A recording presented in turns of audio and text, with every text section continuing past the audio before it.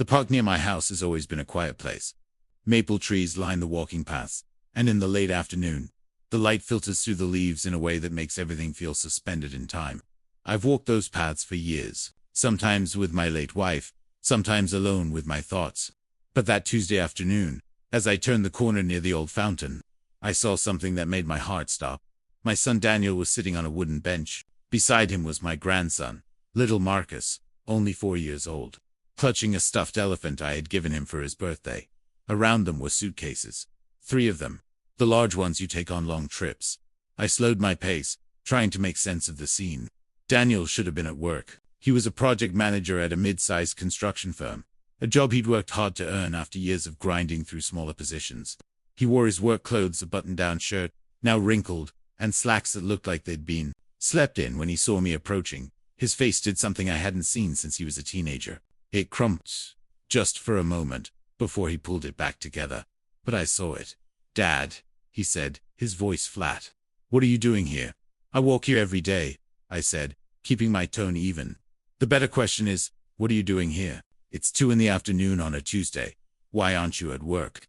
Marcus looked up at me with those big brown eyes, so much like his grandmother's, and said, "Grandpa, we're having an adventure." I reached down and ruffled his hair. "Is that right, buddy? What kind of adventure?" Daniel answered before Marcus could. "The kind where Daddy doesn't have a job anymore." I sat down on the bench beside him. The wood was warm from the sun. I didn't say anything at first, just let the silence stretch between us.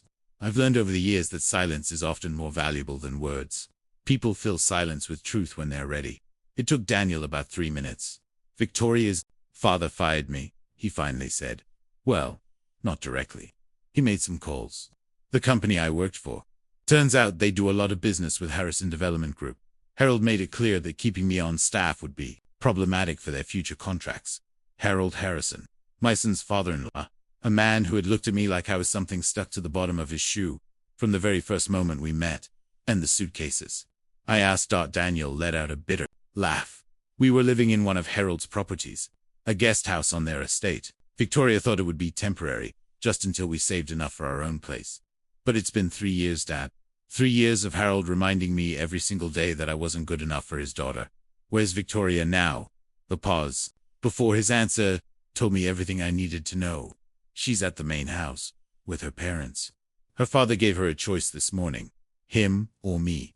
Daniel's voice cracked on the last word. "She chose him." I felt something cold settle in my chest. Not anger. Not yet. Something deeper. The kind of feeling that comes when you realize the world has wounded your child in a way you can't simply fix with a bandage and a kiss. "What exactly did Harold say?" I asked. Daniel turned to look at me, and I saw the humiliation burning in his eyes. "He said our bloodline wasn't worthy." Those were his exact words. He said his family has been building this city for 4 generations, and he wasn't going to let their legacy be diluted by— He stopped, swallowed hard. "By people like us." People like us. I thought about my father, who had worked in a factory for 40 years until his hands were permanently curved from gripping tools. I thought about my mother, who had cleaned houses and never complained, not once. I thought about myself, the choices I had made, the paths I had taken that Daniel knew nothing about. "Get in the car," I said, standing up. "Dad, I can't just—" "Daniel." I put my hand on his shoulder. "Get Marcus. Get your bags, and get in my car. It's time we had a conversation that's long overdue." He looked at me with confusion, but he did what I asked. That's the thing about Daniel, he's always trusted me, even when he didn't understand why. We loaded the suitcases into the trunk of my old Honda Civic. I'd had that car for 15 years, and it still ran fine. No reason to replace something that works. Daniel buckled Marcus into the booster seat. I kept in the back for visits, and then we drove. I didn't take him to my house. Instead, I drove across town, toward the industrial district near the waterfront. Daniel watched the streets change from residential to commercial to industrial, his confusion growing with each mile. "Dad, where are we going?" "Somewhere I should have taken you a long time ago." We pulled up to a gate. A security guard stepped out of a booth, saw my face through the windshield, and immediately pressed a button. The gate swung open. "Mr. Brennan," the guard said, nodding respectfully. Daniel stared. "He knows you." "Everyone here knows me, son."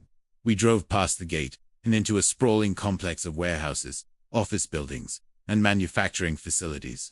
The sign at the entrance read, Pacific Northwest Industrial Holdings, but that was just the umbrella name. Inside these buildings were dozens of companies, supply chains, logistics, operations, the invisible infrastructure that made the regional economy.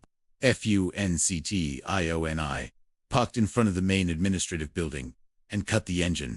Daniel, I said, turning to face him, what do you think I did before I retired? He frowned.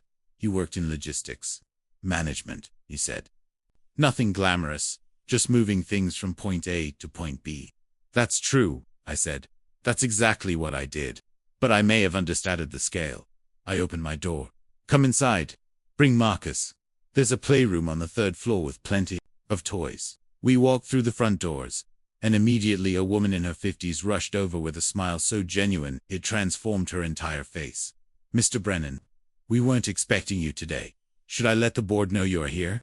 No need. Margaret just showing my son around. Is the conference room available? Of course. Let me have someone set up some refreshments. Daniel followed me in stunned silence. We took an elevator to the 3rd floor, where a young receptionist eagerly offered to watch Marcus in the play area. My grandson ran off toward a train set without a backward glance, perfectly comfortable in new surroundings. I led Daniel into the conference room and closed the door behind us. The windows looked out over the entire complex, miles of buildings and activity stretching toward the waterfront. Sit down, I said. He sat. His hands were shaking slightly. When I was 23 years old, I began. I started driving a delivery truck. It was the only job I could get after Dad died, and I had to drop out of community college to support Mom. I drove that truck for 2 years, and I paid attention. I noticed which routes were efficient and which ones wasted time and fuel. I noticed which warehouses had good systems and which ones were chaos. I took notes. I made suggestions. Mostly, people ignored me. I walked to the window and looked out at the empire I had built, one invisible piece at a time. But one man didn't ignore me. His name was Robert Chun, and he owned a small distribution company. He saw something in my notes, in my ideas. He gave me a chance, made me a route manager, then operations director, then his partner. When he retired, I bought him out, and then I kept buying. I turned to face my son. Daniel, Pacific Northwest Industrial Holdings isn't just a company I worked for. I founded it. I own it. 93% of it, to be precise. The rest is held by employees through a profit-sharing program I established 20 years ago. Daniel's face had gone pale. Dad, that's not possible. We grew up in a 2-bedroom house. You drove the same car for 15 years. Mom shopped at thrift stores. By choice, I said. Your mother and I agreed when you were born that we didn't want you raised with money as your identity. We wanted you to learn what work meant. We wanted you to build character before you built wealth. And we wanted to protect you from people who might try to use you, if they knew what our family was worth. What are you worth? Daniel whispered. I considered the question.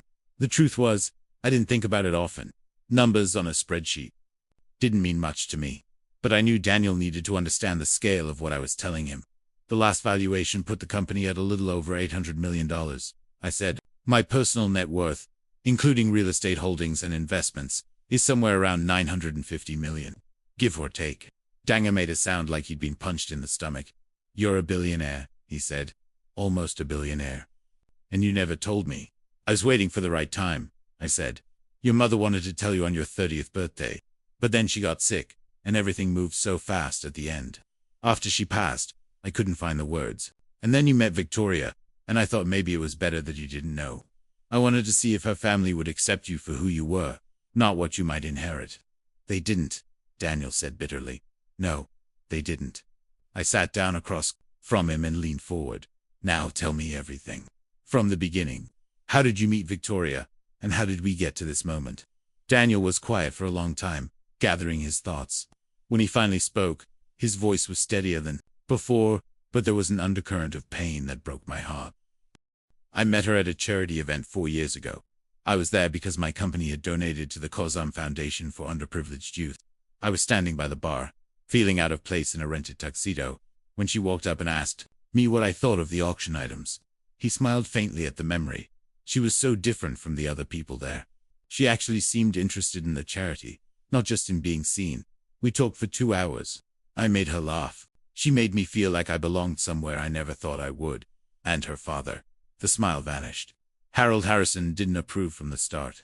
When Victoria brought me home to meet her parents, he looked at my resume like it was a disease, asked where I went to school, who my family was, what my father did for a living. When I told him my father worked in a factory before he passed, Harold actually laughed, like it was a joke. I felt my jaw tighten, but I kept my expression neutral. Victoria defended me, Daniel continued. She said she loved me and that was enough. Her mother, Elizabeth, she was neutral went, along with whatever Harold decided, which meant she was effectively on his side. But Victoria fought for us. For me, you got married. A year later, Harold refused to pay for the wedding, so Victoria and I did it ourselves. Small ceremony, public park, friends and family only. It was beautiful, Dad. You were there. You know, I remembered. I had offered to pay for something larger, but Daniel had refused, saying he wanted to do it on his own. I had respected that, even as it killed me to watch him scrape together funds for his own wedding. Then Marcus came, Daniel said, and his voice softened, and for a while, everything was perfect. Harold even seemed to warm up a little. Having a grandson changed something in him. He offered us the guest house, said it was a gift, a way to help us get on our feet. Victoria was so happy. I thought maybe I'd been too hard on him, but it wasn't a gift. No, it was a leash. Daniel rubbed his face with both hands. Every dinner, every Sunday brunch, every holiday, Harold found ways to remind me that we lived on his property, in his house, dependent on his goodwill. He'd make comments about my job, my salary, my inability to provide for his daughter the way she deserved. He'd buy Marcus expensive toys and then look at me like I should be ashamed I couldn't do the same. Did you tell Victoria how you felt? 100 times. She always said I was being too sensitive, that her father was just traditional, that he'd come round eventually. She didn't see it, Dad. Or maybe she didn't want to see it. I thought about that, about the ways we blind ourselves to the faults of the people we love because seeing them clearly would cost too much. What happened this morning? I asked. Daniel took a deep breath. Harold called me into his study. He'd found out that Victoria and I had been looking at apartments, nothing fancy, just a 2-bedroom place in a decent neighborhood. Somewhere we could have our own space. He was furious. Said I was trying to isolate his daughter from her family. Said I was ungrateful for everything he'd done for us. And then he said the words I'll never forget. He said, your bloodline isn't worthy of mixing with ours. I've tolerated this marriage for Victoria's sake, but I'm done pretending. You'll never be able to give her the life she deserves, and I won't let my grandson grow up watching his father fail. The cold thing in my chest turned hot. He made calls, Daniel continued. Before I even left his study, he'd already contacted my company. By the time I got to work, my desk was being cleared out. They gave me 2 weeks severance and a reference letter that says nothing at all. And Victoria, Daniel's eyes glistened. But he didn't let the tears fall. She was standing in the hallway when I came back. I told her what her father had done, what he'd said. I asked her to leave with me, to take Marcus and start fresh somewhere far away from her family's money and influence. She said she couldn't. She said her father was just trying to protect her, that maybe he was right, that maybe I wasn't ambitious enough, that maybe we'd been fooling ourselves. He paused, and when he spoke again, his voice was barely a whisper. She said maybe we got married too fast, that she needs time to think. And then Harold's assistant came with moving boxes and said I had an hour to pack my things. I stood up and walked to my son. I put my hands on his shoulders and looked directly into his eyes. Daniel, I want you to listen to me very carefully. What Harold Harrison did to you is not a reflection of your worth. It's a reflection of his character. He's a small man who measures people by the size of their bank accounts because he has nothing else inside himself to measure them by. Dad, I'm not finished. I tightened my grip slightly. I made a choice many years ago to keep my wealth hidden from you, and I stand by that choice. You grew into a man I'm proud of precisely because you didn't have money to rely on.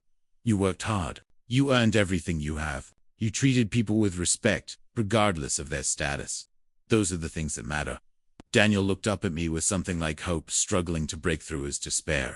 But Dad, what do I do now? Victoria won't even talk to me. Harold has the resources to bury me in any custody fight. I can't stop, I said firmly. You're thinking like someone who's already lost. That's not who you are, and that's not how we're going to handle this. I walked to the conference room phone and pressed a button. Margaret, I need you to set up a meeting. Tomorrow morning, 10 o'clock. Call Eleanor Vance and tell her I need her here. Eleanor Vance from the legal team. Margaret sounded surprised. Of course, Mr. Brennan. Should I tell her what it's regarding? Tell her it's a family matter? And Margaret, Also call my accountant. I want a full breakdown of Harrison Development Group's financials on my desk by end of business today. Yes, sir. I hung up and turned back to Daniel. Who's Eleanor Vance? He asked. She's one of the best family law attorneys in the state. She's also been our company's general counsel for 15 years. More importantly, she knows how to deal with men, like Harold Harrison, and the financials. I smiled, but there was no warmth in it. Before we do anything, I need to understand exactly who we're dealing with. Harold thinks he's powerful because he has money and connections. Let's see just how deep those foundations really go. That night, Daniel and Marcus stayed at my house. My home wasn't large, a modest 3-bedroom in a quiet neighborhood, but it had room for them. Marcus fell asleep quickly, exhausted from the emotional turbulence of the day. Daniel and I sat on the back porch, looking up at stars that struggled to shine through the city's light pollution. Dad, I need to ask you something. Ask, why did you keep this from me? Really, I considered the question carefully. I owed him an honest answer. When I first started making real money, I said, I watched what it did to people around me. I saw friendships turn into transactions. I saw family members come out of the woodwork looking for handouts. I saw my own judgment become clouded. How could I trust that anyone liked me for me and not for what I could give them? I took a sip of the coffee that had long since gone cold. Your mother was the only person I could trust completely. She knew me before any of this. She loved the man who drove a delivery truck, not the man who signed corporate acquisition papers. When you were born, we talked about it for months. She was the one who insisted we raised you without the money touching your life. Mom knew everything. Everything. She was involved in every major decision. The philanthropy, the employee programs, the investment strategies. We did it together. She just agreed that you shouldn't know until you were old enough to handle it. Daniel was quiet for a moment. I'm not angry, he finally said. I understand. But it's a lot to take in. I know. Does anyone else know? Any of our relatives? No one. Your aunt thinks I run a small consulting business. Your cousins think I'm comfortable but not wealthy. That's the way it has to stay, at least for now. The fewer people who know, the fewer complications. What about Harold? Will he find out? I stood up and stretched my back, feeling the familiar ache that came with years of work and worry. Harold will find out exactly what I want him to find out, exactly when I want him to find it out. That's the difference between having power and pretending to have it. Real power is invisible until you choose to reveal it. Daniel nodded slowly, processing. Get some sleep, I said. Tomorrow is going to be a long day. The meeting with Eleanor Vance was scheduled for 10, but she arrived at 9:30, as she always did. Eleanor was a small woman with sharp eyes and a sharper mind. She'd started as a junior associate at a firm I'd hired for a minor contract dispute 20 years ago, and she'd impressed me so much that I'd eventually recruited her to run our entire legal department. Richard, she said, shaking my hand. It's been too long. You only call me when there's something interesting happening. This definitely qualifies as interesting, I replied. Eleanor, meet my son, Daniel. She studied him with the same appraising look she gave everyone. I see the resemblance. Your father has told me a lot about you over the years, Daniel. I understand you're in a difficult situation. That's one way to put it, Daniel said. We sat down in my study and Daniel told the story again. This time, Eleanor took notes, occasionally, asking clarifying questions. When he finished, she set down her pen and looked at me. Harold Harrison, she said thoughtfully. Harrison's Development Group. They're not small players. No, they're not. But we're not small either. Eleanor smiled. No, we certainly are not. What outcome are you looking for here, Richard? Maximo. Damage to Harrison or something more surgical. Part 2. I considered Eleanor's question carefully. There was a time in my life when I would have wanted destruction, when someone wronged me or someone I loved. My first instinct was to burn everything they had built to the ground. But age and experience had taught me that scorched earth victories often cost more than they were worth. I want 3 things, I said. First, I want Daniel to have full access to his son. No custody battles, no restrictions. Marcus belongs with both his parents, and Harold Harrison doesn't get to decide otherwise. Eleanor nodded, taking notes. Second, I want Daniel's professional reputation restored. Whatever Harold did to poison his job prospects, I want undone. And third, I looked at Daniel, then back at Eleanor. Third, I want Harold to understand exactly how badly he miscalculated. Not for revengeful, though. I won't pretend the thought doesn't appeal to me. But because men like Harold only learn lessons when those lessons cost them something they value. Eleanor closed her notebook. I'll need 48 hours to do a comprehensive background check on Harrison and his company. In my experience, men who look down on others usually have something they're trying to hide. If there are skeletons in his closet, I'll find them. And if there aren't, she smiled. There are always skeletons, Richard. The question is just how deep you have to dig. After Eleanor left, I showed Daniel the financial breakdown my accountant had prepared on Harrison Development Group.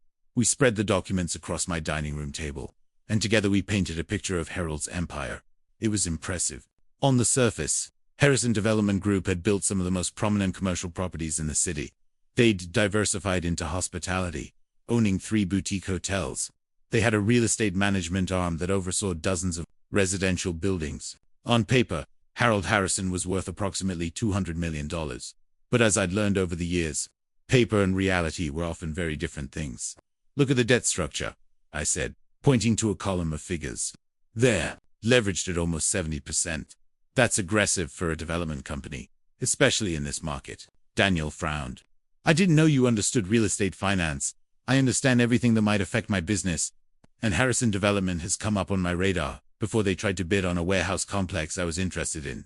About 5 years ago. I did my homework then, and I've kept tabs since. Why? Partly because they were competition, but mostly because Harold's name came up when you started dating Victoria. I wanted to know who my son might be getting involved with. Daniel sat back in his chair. You ran a background check on my girlfriend's family. I ran a financial analysis on a company that intersects with several of my business interests. I corrected. The fact that it also gave me useful information about potential in-laws was incidental. He stared at me for a moment, then laughed a genuine laugh, the first I'd heard from him since finding him in the park. I can't decide if that's creepy or brilliant. Why can't it be both? We spent the rest of the day going through the documents in detail. By evening, I had a clear picture of Harold Harrison's vulnerabilities. His company was dependent on a few major lenders, including one bank that happened to be heavily invested in one of my subsidiary companies. His supply chain for construction materials ran through several distributors I had either acquired or held significant contracts with over the years. And his reputation, the thing he seemed to value above all else, was built on a foundation of carefully curated public relations, not actual respect within the industry.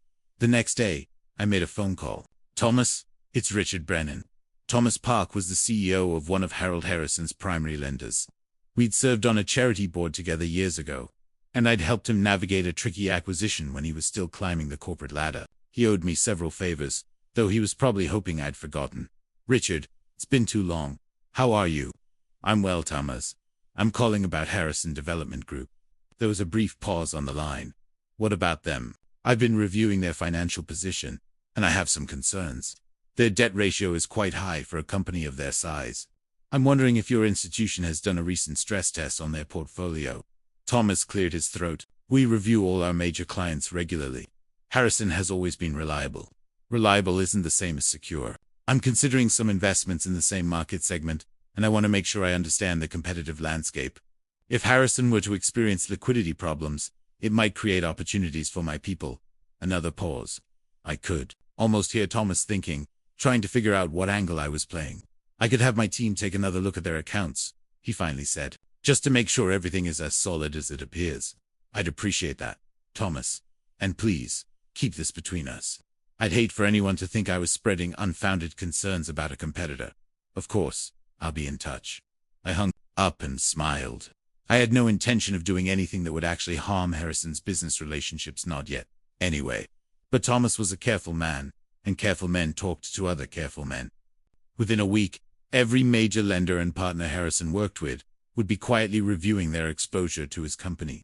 It wouldn't cause immediate damage, but it would create friction, nervousness, the sense that something might be wrong, even if no one could say exactly what. That was the first move. The second came 2 days later, when Eleanor called with her preliminary findings. Richard, you need to see this. Can you come to the office? An hour later, Daniel and I were sitting in Eleanor's conference room, looking at a stack of documents. That made my stomach turn. 3 years ago, Eleanor began. Harrison Development was contracted to build a mixed-use complex in the Eastgate district. Residential units, retail space, underground parking. Pretty standard project. I remember that building, Daniel said. Harold talked about it at family dinners. He was very proud of it. He shouldn't be. Eleanor slid a document across the table. This is an internal inspection report from the construction phase. The foundation work was substandard. They used lower-grade materials than specified in the permits, probably to cut costs. The inspectors were bribed to look the other way. I felt a chill run down my spine. How bad are we talking? Bad enough that the building could face serious structural problems within the next decade. Maybe sooner, depending on seismic activity. We're talking about hundreds of families living in a building that might not be able to withstand a moderate earthquake. Daniel looked sick. Victoria never mentioned anything like this. She probably doesn't know, Eleanor said. The bribes were handled by Harold's operations director, a man named Frank Kovacs. He died in a car accident 18 months ago. Very convenient timing, since he was the only one besides Harold who knew the full extent of what they'd done. Can we prove Harold's involvement? I asked. Not definitively. Not yet. But I've identified 2 former employees who might be willing to talk if they're offered the right protections. And there's a paper trail, fragmented but followable, that links Harold directly to the financial irregularities. I stood and walked to the window. This changed everything. When Daniel had first told me about Harold's behavior, I'd been angry. I'd wanted to punish the man for his arrogance, his cruelty, his dismissal of my son. But that was personal. This was different. This was criminal. People could die because Harold Harrison had decided to save money at the expense of safety. What do you want to do? Eleanor asked. I turned back to face them. For now, nothing. We gather evidence. We build a case.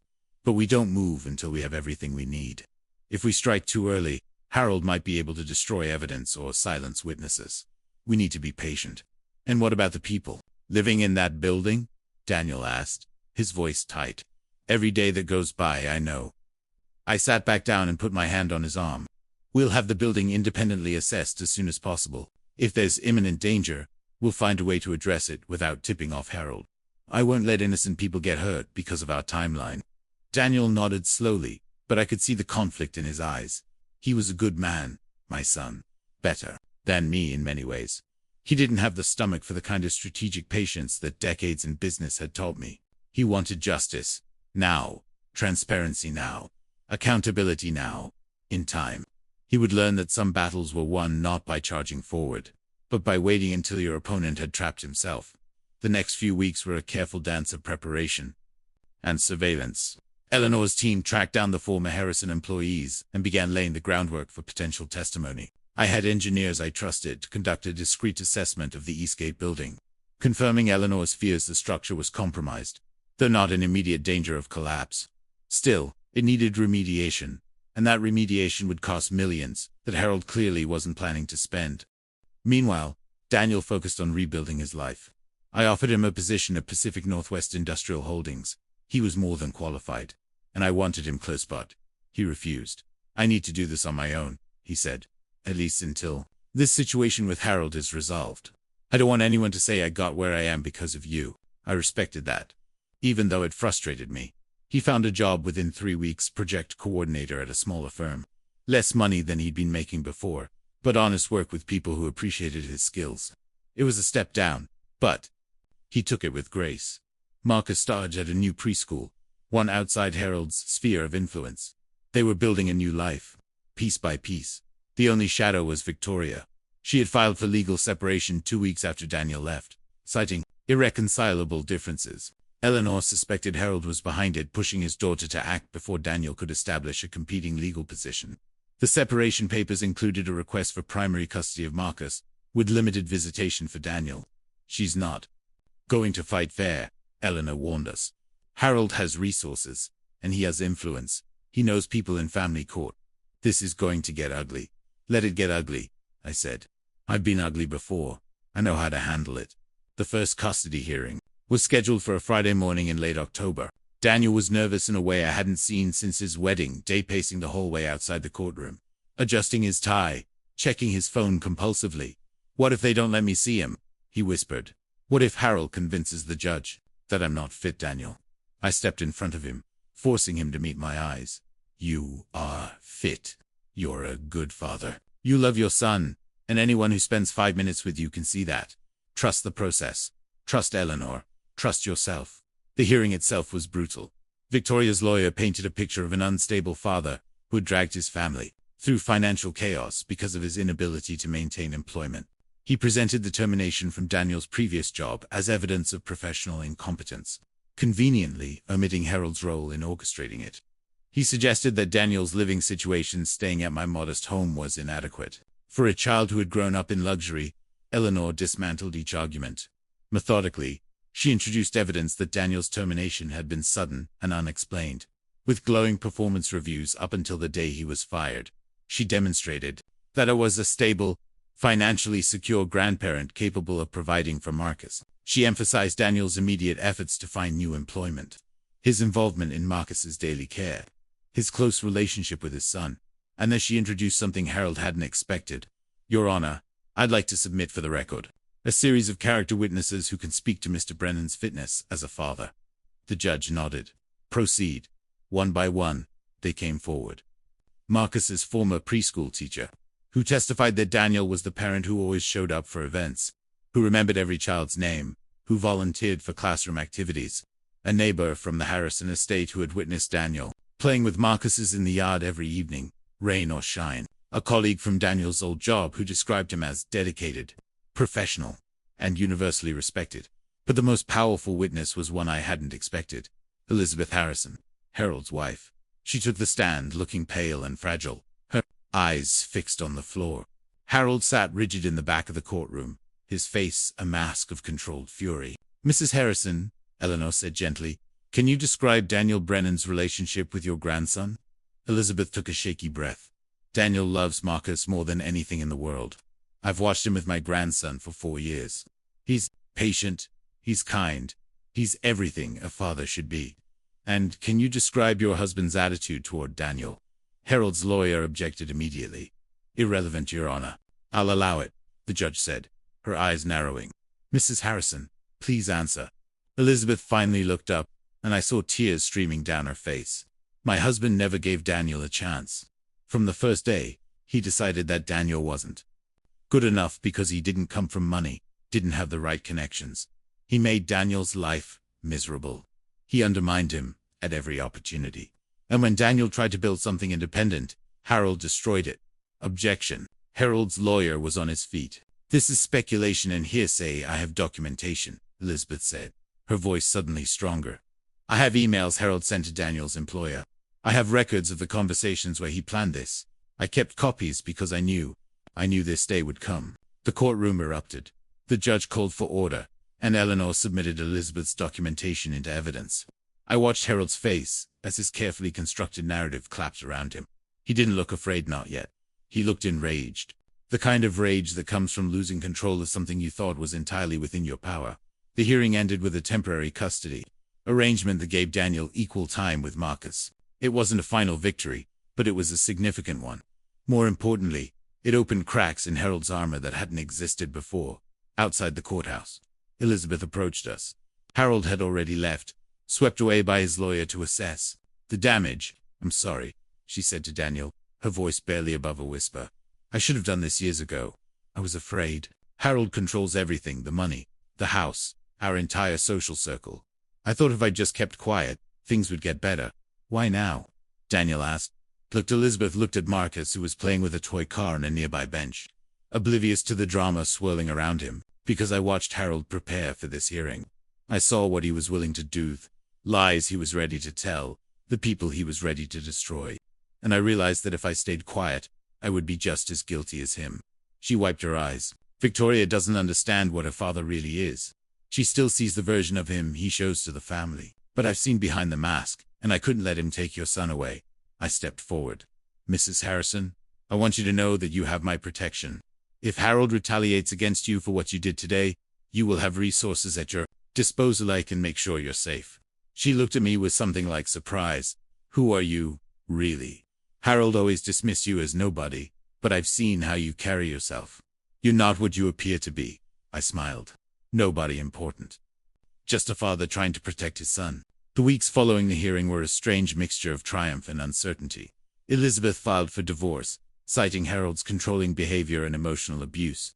The proceedings were messy. Harold fought every inch of the way, but with the evidence Elizabeth had provided, she had leverage he hadn't anticipated. Victoria, meanwhile, remained at the Harrison estate, increasingly isolated. She hadn't spoken to Daniel since the hearing, and according to Elizabeth, she was struggling with the revelations about her father. Part of me felt sympathy for her. She'd been raised to worship Harold, to see his approval as the measure of her worth. Having that foundation shaken must have been devastating. But a larger part of me couldn't forget how she'd abandoned my son when he needed her most. Through it all, I continued building the case against Harrison Development. Eleanor's team had compiled enough evidence to suggest serious criminal liability. But we were still missing the final piece: direct proof of Harold's personal involvement in the foundation fraud. Then, unexpectedly, we found Ed. Frank Kovacs, the operations director who had supposedly died in a car accident, had been meticulous about documentation. His widow, contacted by Eleanor's investigators, revealed that Frank had kept a private safe deposit box that even Harold didn't know about. Inside were backup drives containing years of correspondence, financial records, and internal memos, including emails from Harold explicitly directing the use of substandard materials and authorizing bribes to inspectors. I called a meeting with Eleanor and Daniel to discuss our options. "We have 3 paths," Eleanor said. "First, we can take this directly to law enforcement. Harold would face criminal charges, probably prison time. But there's a risk, as lawyers are good, and wealthy defendants often find ways to escape justice. Second option, we use this as leverage. Approach Harold privately and negotiate a settlement. He pays for the building remediation, provides financial support for Daniel and Marcus, and agrees to step back from their lives permanently. In exchange, we don't go public with what we know." I frowned. That feels like letting him off to Astral, maybe, but it guarantees outcomes we care about, without the uncertainty of a criminal trial. "And the third option?" Daniel asked. Eleanor smiled grimly. "We release everything. The evidence, the financial manipulation, all of it. We let the public decide Harold's fate. It would destroy him professionally and socially, even if he managed to avoid prison. But it would also hurt Victoria, potentially damage Elizabeth's divorce proceedings, and turn Marcus's family history into tabloid fodder." I stood and walked to the window, a habit I'd developed over years of difficult decisions. "Daniel, this is ultimately about your family. What do you want?" He was quiet for a long moment. "I want Marcus to grow up knowing the truth eventually. I want him to understand that his grandfather did terrible things, but that his father and grandmother stood against them. I don't want this buried like a shameful secret." "So, option 3? "No." Daniel shook his head. "I don't want revenge. I've been angry at Harold for months, but watching him in that courtroom, seeing how small he really is, under all that bluster, I realized that destroying him completely wouldn't make me feel better. It would just make me more like him." I felt a surge of pride that I struggled to keep off my face. "What about option 2? Eleanor asked. Daniel looked at me. "I want him held accountable. We'll want that building fixed. I want those families safe. And I want Harold to know that we know everything, that for the rest of his life, we'll be watching. If he ever tries to hurt me, or Marcus again, we'll end him." I nodded slowly. "That can be arranged." The meeting with Harold Harrison took place at a neutral location, a private conference room at a downtown hotel. He arrived with his lawyer, looking haggard in a way I hadn't expected. The past months had taken their toll. His marriage was crumbling. His daughter had stopped speaking to him, and rumors were circulating in the business community about his company's financial stability, but his arrogance hadn't entirely faded. When he saw me sitting at the head of the table, he sneered. "You, Daniel's father. What are you doing here? This is supposed to be a settlement discussion." "It is," I said calmly. "Please, sit down." Harold's lawyer whispered something in his ear, but Harold brushed him off and took a seat across from me. "Let's get this over with. How much does Daniel want? Name a figure, and we can stop wasting each other's time." I slid a folder across the table. "This isn't about money. Harold, take a look." He opened the folder with obvious impatience, but his expression changed as he read the first page, then the second. By the third, his face had gone completely white. "Where did you get this?" he whispered. "It doesn't matter where. What matters is what happens next." I outlined our terms. Full remediation of the Eastgate building, funded entirely by Harrison Development. A trust fund for Marcos, established in a way Harold could never touch, and complete withdrawal from any custody disputes, with a legally binding agreement to have no contact with Marcus unless Daniel specifically approved, and a public statement acknowledging that Daniel's termination had been a mistake, with a personal apology. Harold listened in stunned silence. "You can't be serious," he finally said. "This would cost me millions. It would destroy my reputation." Your reputation was built on lies, Harold. On cutting corners and bribing officials and putting innocent lives at risk. You should be grateful.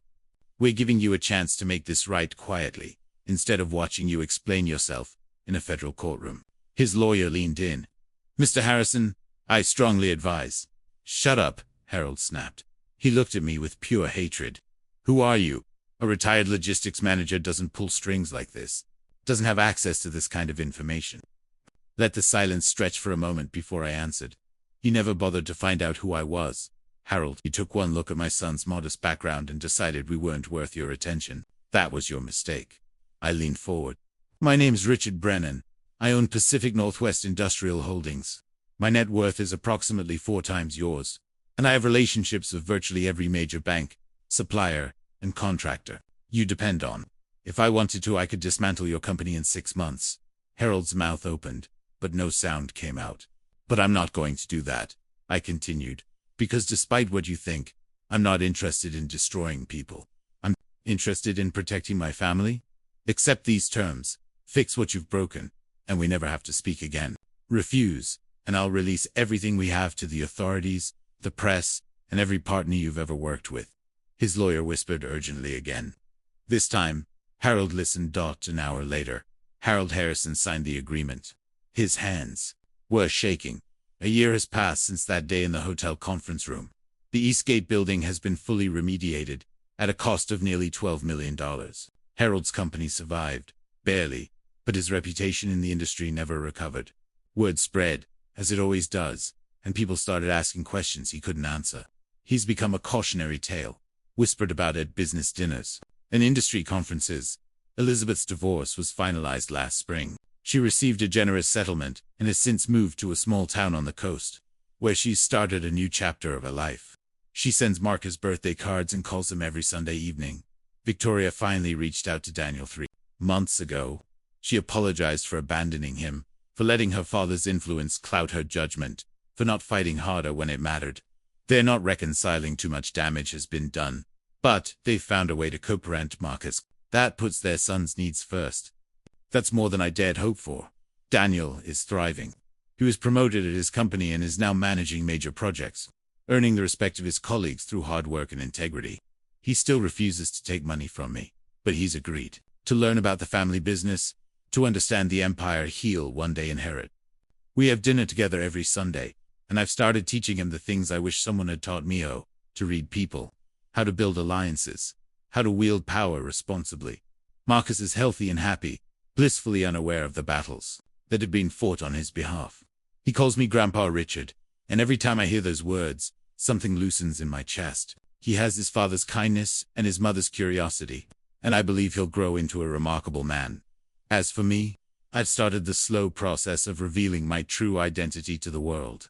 Not dramatically, that's never been my style, but gradually, through increased involvement in philanthropic causes and industry associations. People are surprised when they learn who I am, what I've built. They expected someone flashier, more ostentatious. Instead, they find a man who still drives a 15-year-old car and lives in a modest house and measures his worth, not in dollars, but in the people he's helped along the way.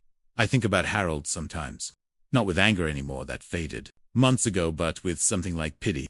He spent his whole life chasing status and respect, and in the end, he lost both, because he couldn't see past his own prejudice. He looked at my son and saw only what Daniel lacked, never what he possessed. He measured bloodlines by bank accounts and missed the things that actually matter: character, resilience, love. That my father worked in a factory until his hands were permanently bent. My mother cleaned houses and never complained. They raised me with values that no amount of money could buy, and I tried to pass those same values to Daniel. When Harold dismissed our bloodline as unworthy, he revealed the poverty of his own soul. In the end, the real worth of a family isn't measured in wealth or status or social connections. It's measured in how we treat each other when times are hard. It's measured in the sacrifices we make and the values we uphold. It's measured in the quiet moments: a father teaching his son to ride a bike, a grandfather reading bedtime stories, a family sitting together on a Sunday evening, grateful simply to be in each other's presence. That's the inheritance I want to leave Daniel and Marcus. Not money, though there will be plenty of that. Not power, though they'll have access to that too. But a legacy of integrity. A tradition of using whatever advantages you have to lift others up rather than push them down. A reminder that the true measure of a man isn't what he has, but what he does with it. Last week, Marcus asked me a question that caught me off guard. Grandpa Richard, why do you always look sad when you look at the stars? I didn't know how to explain it to a 5-year-old. How do you tell a child about love and loss? About a wife who shared your dreams and your secrets until cancer took her away? About all the nights you've spent looking at the sky and wondering if she can see you? Instead, I just pulled him close and said, I'm not sad, buddy. I'm remembering someone who loved you very much. Your grandmother. She wanted to meet you more than anything in the world. He thought about that for a moment, the way children do. Is she in the stars? Maybe. I like to think so. He nodded, satisfied with that answer, and we sat together in comfortable silence, looking up at the sky. Someday, when he's older, I'll tell him everything. About the money, about the power, about the battles fought and won on his behalf, about Harold Harrison's cruelty and his father's courage and his grandmother's quiet strength, about the choices we made and the values we tried to uphold. But for now, it's enough just to be here, to be present, to be a family. That's worth more than any fortune. If you like this story, please like this video, subscribe to the channel, and share your impressions of this story in the comments. To listen to the next story, click on the box on the left. Thank you for watching.